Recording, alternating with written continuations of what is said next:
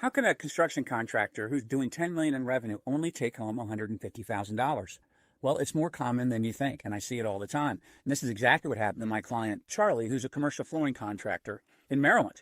By all means, if you looked at his P&L, you would see that he was super successful. And he hired me because of my framework. It's the 7 numbers that keep contractors from becoming millionaires. 4 of those numbers are on the P&L.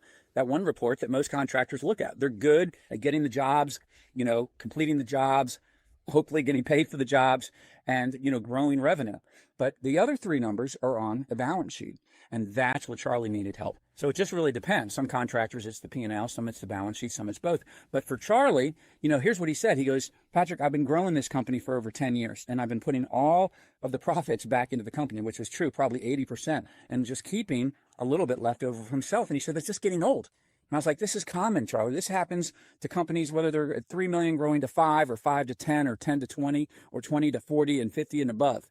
It's the same problem. Growth eats cash. And so I introduced him to my framework, and we pinpointed what his issue was. And for him, it was on the balance sheet. You see, he bootstrapped his business like a lot of businesses. You start out as chucking a truck, right? And then you grow this thing and you get more sophisticated, but yet you're running out of cash because you're always funneling back into the business. So we got him a proper line of credit. He was debt adverse, but we got him a $750,000 line of credit. And then also, more importantly, we got him $750,000 in permanent working capital to help fund the growth of his business so he could take on the bigger jobs and he could sleep at night with cash flow and take a decent paycheck, because growth eats cash and you need capital to grow.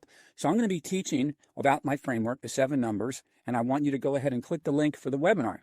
I'm going to go over my entire framework in 30 minutes or less, and then I'm going to leave plenty of time, over 30 minutes, for open Q&A so you can get the individual help and answer your questions. I use this format all the time. It's super successful, and we're not going to do a deep dive on all 7 numbers, but you're going to get introduced to it, and you're going to get the help you need. So click the link, and I'll see you on the webinar.